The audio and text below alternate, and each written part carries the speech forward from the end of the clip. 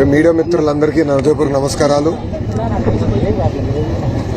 25 సంవత్సరాల కళ railway bridge కట్టాలనేది ప్రజలందరి కోరిక. 2019లో ఎప్పుడైతే నేను శాసనసభ్యుడిగా ఇక్కడ పోటీ చేశానో అప్పటి నుంచి కూడా ప్రజలు పెద్ద ఎత్తున వచ్చి ఈ బ్రిడ్జ్ ఒకటి పూర్తి చేయండి, ఎందుకంటే ఇది హై ట్రాఫిక్ లైన్, దానివల్ల వద్దాక గేట్ పడుతుంది, మేము అందరూ ఇబ్బంది పడుతున్నాం అనేది పదే పదే చెప్తాం జరుగుతుంది. అంతేకాకుండా ఇక్కడ మీడియా మిత్రులు కూడా నాకు తెలియజేస్తాం జరిగింది.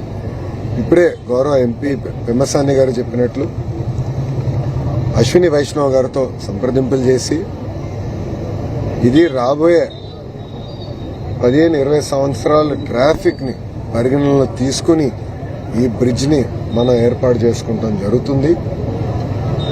ఇదే కాదు, కేంద్ర ప్రభుత్వానికి సంబంధించిన అనేక సంక్షేమ అభివృద్ధి కార్యక్రమాలు ఈరోజు మంగళగిరి నియోజకవర్గంలో మనం చేపడటం జరుగుతుంది. ఒక ఉదాహరణ భూగర్భ డ్రైనేజ్, దానికి కూడా ఈరోజు మేము శంకుస్థాపన చేస్తున్నాం. అది కూడా మంగళగిరి ప్రజలకున్న కళ. ఎందుకంటే పెద్ద ఎత్తున మంగళగిరి అభివృద్ధి చెందుతుంది. ఇక్కడ పెద్ద ఎత్తున అపార్ట్మెంట్లు, రో హౌసెస్ ఇవన్నీ పెద్ద ఎత్తున వస్తున్నాయి కనుక ఆ మురికి నీరు వచ్చి మళ్ళీ పంట పొలాల్లోకి వెళ్తున్నాయి. దానివల్ల రైతులు కూడా ఇబ్బంది పడుతున్నారు. నా క్యాంపెయిన్లో ప్రజలు నాకు తెలియజేసినప్పుడు నేను ఆనాడు హామీ ఇచ్చాను, శాశ్వతమైన పరిష్కారం భూగర్భ డ్రైనేజ్, ఆ భూగర్భ డ్రైనేజ్ ఏర్పాటు చేస్తానని చెప్తాం జరిగింది. సుమారుగా 1200 కోట్ల రూపాయలు ఖర్చే కార్యక్రమం ఇది. అది కేవలం రాష్ట్ర ప్రభుత్వమో లేదంటే ఎంటీఎంసీ నిధులతోనే సాధ్యం కాదు, కేంద్ర ప్రభుత్వం నిధులు కూడా అవసరం ఉంది. అందుకే అర్బన్ ఛాలెంజ్ కింద అది మేము తీసుకున్నాం. పెమ్మసాని గారు ఎంపీగా అక్కడ పర్సనల్ గా తీసుకుని మంత్రి గారితో కోఆర్డినేట్ చేసి, ఎందుకంటే రియల్ టైం మేమిద్దరం కోఆర్డినేట్ చేసుకున్నాం కనుకనే ఇవన్నీ సాధించగలుగుతున్నాం. భూగర్భ డ్రైనేజ్ సాధించుకున్నాం, తాగునీటి ప్రాజెక్ట్ పనులు ఇప్పటికీ ప్రారంభమైనాయి. ఈ బ్రిడ్జ్ ఏదైతే ఉందో నిడమర బ్రిడ్జ్ కూడా మేము యుద్ధ ప్రాతిపదికంగా గౌరవ ఎంపీ గారు 24 నెలలు అన్నారు.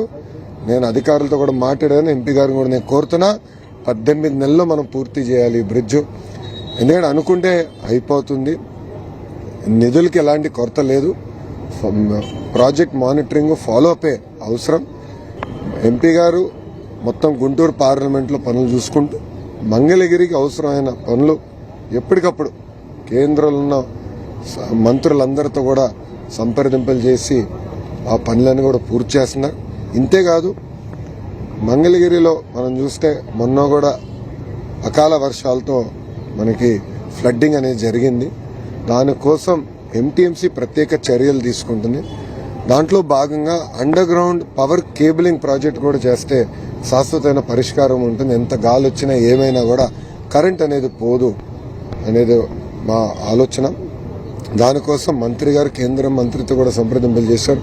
వాళ్ళు కూడా మాకు లేఖ రాశారు దాన్ని ఎట్లా చేయాలని. త్వరలో ఆ కార్యక్రమాన్ని కూడా మేము శ్రీకారం చుట్టబోతున్నాం. సో మీరు చూస్తే ఆనాడు తాగునీరు చెప్పాను, అండర్ గ్రౌండ్ పైప్ లైన్ ద్వారా తాగునీరు, భూగర్భ డ్రైనేజ్, గ్యాస్ కూడా పైప్డ్ గ్యాస్, ఇప్పుడు కరెంట్ కూడా. సో ఈ 4 కూడా అండర్ గ్రౌండ్ మార్గంలోనే ప్రతి ఇంటికి అందించే బాధ్యత మేము తీసుకుంటాం. నేను ప్రజలకు ఒకటే హామీ ఇచ్చాను, ఏ మెజారిటీ అయితే నేను 2019లో ఓడిపోయానో దాని పక్కన ఒక 0 పెట్టి నన్ను గెలిపించండి. నాకు అదే కొండంత బలం. అధికారులతో పోరాడగలుగుతా, ఎంపీ గారితో పోరాడగలుగుతా, ముఖ్యమంత్రి గారితో ఉప ముఖ్యమంత్రి గారు కూడా దెబ్బలాడి నిధులు తీసుకురాగలుగుతానని ఆనాడు ప్రజలకు హామీ ఇచ్చాం. ఎవ్వరు ఊహించిన విధంగా 91,000 మెజారిటీతో నన్ను గెలిపించారు. ఏ నమ్మకంతో అయితే నన్ను గెలిపించారో ఆ నమ్మకం నిలబెట్టుకోవాల్సిన బాధ్యత నా పైన ఉంది. అందుకే మీరు చూస్తే పార్కులు అభివృద్ధి చేస్తున్నాం, లేకులు అభివృద్ధి చేస్తున్నాం, నిరుపేద కుటుంబాలకి శాశ్వత ఇల్లు కట్టేదాన్ని కూడా భూములన్నీ ఇప్పుడు ఫైనలైజ్ చేసాం. ఆ కార్యక్రమం తొందరలో స్వీకారం చుడుతున్నాం. భూగర్భ డ్రైనేజ్, గ్యాస్, పవర్, వాటర్ అది కూడా అందజేస్తున్నాం. పెద్దలు అన్నట్టు మహాప్రస్థానం, ఎందుకంటే అంత్యక్రియలకి వెళ్ళినప్పుడు జనరల్గా మీరు ఇస్తే వర్షం పడే ఛాన్సెస్ ఉంటాయి, దాంట్లో ప్రజలు చాలా ఇబ్బంది పడుతున్నారు. సో ఒక మోడల్గా మహాప్రస్థానం కూడా ఏర్పాటు చేసాం. దాన్ని కూడా ఈరోజు ప్రజలకి ఓపెన్ చేయబోతున్నాం. అంతేకాకుండా గ్రామాల్లో ఉన్న చిన్న శ్మశానాలు కానివ్వండి, అవన్నీ కూడా పెద్ద ఎత్తున మేము అభివృద్ధి చేస్తున్నాం. కమ్యూనిటీ భవనాలు ప్రత్యేకంగా గతంలో ఏదైతే నేను ప్రచారంలో హామీ ఇచ్చానో 32 కమ్యూనిటీ భవనాలు కడతానని హామీ ఇచ్చాను. అది సిఎస్ఆర్ నిధులనండి, ఎంటీఎంసీ నిధులనండి, కేంద్ర ప్రభుత్వ నిధులనండి, రాష్ట్ర ప్రభుత్వ నిధులనండి, అన్ని నిధులు సమకూర్చి ఇవన్నీ అభివృద్ధి కార్యక్రమాలు మేము చేపడతాం జరుగుతుంది. నా లక్ష్యం ఒకటే, మంగళగిరి నియోజకవర్గం అనేది ఒక ఆదర్శ నియోజకవర్గంగా తీర్చిదిద్దాలి. దానికోసం అటు పక్కన ఎంపీ గారు, ఇటు పక్కన శాసనసభ్యుడిగా నేను అహర్నిశలు కష్టపడతామని మంగళగిరి ప్రజలకు తెలియజేస్తున్నాను. Thank you.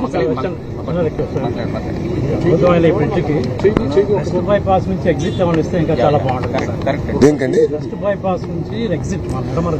అదేమైందంటే గత పాలకులు వెస్ట్ బైపాస్ ని సరిగా డిజైన్ చేయలేదు.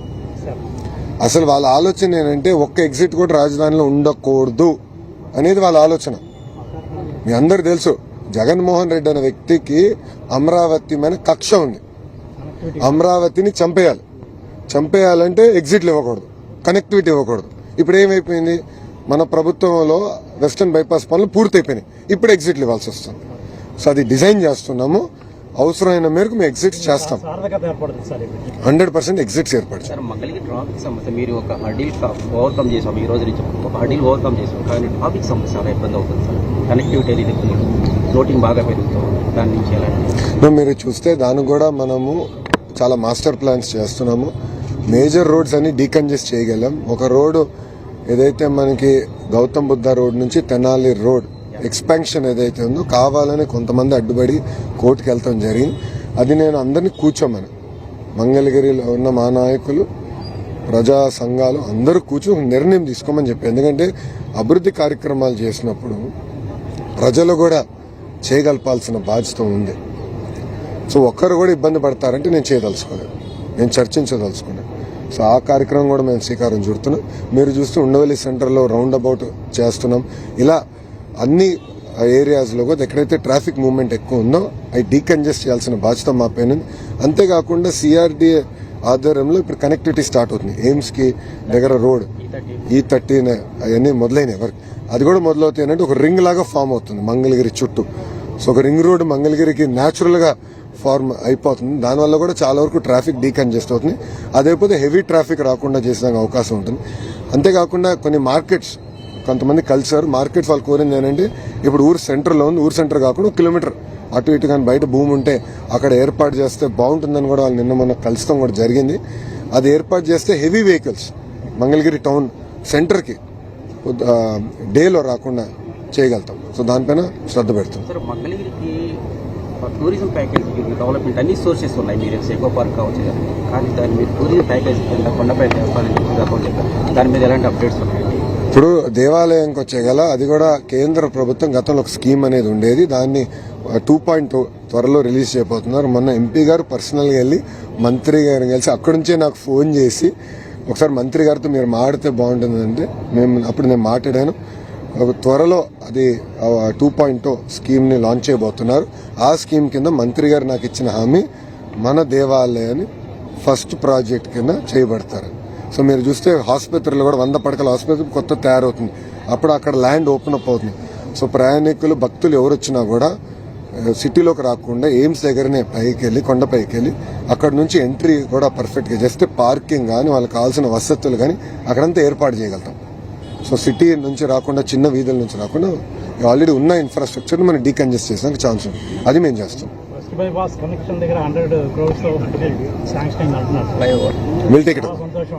ఓకేనా? Thank you. అందరికి నమస్కారం.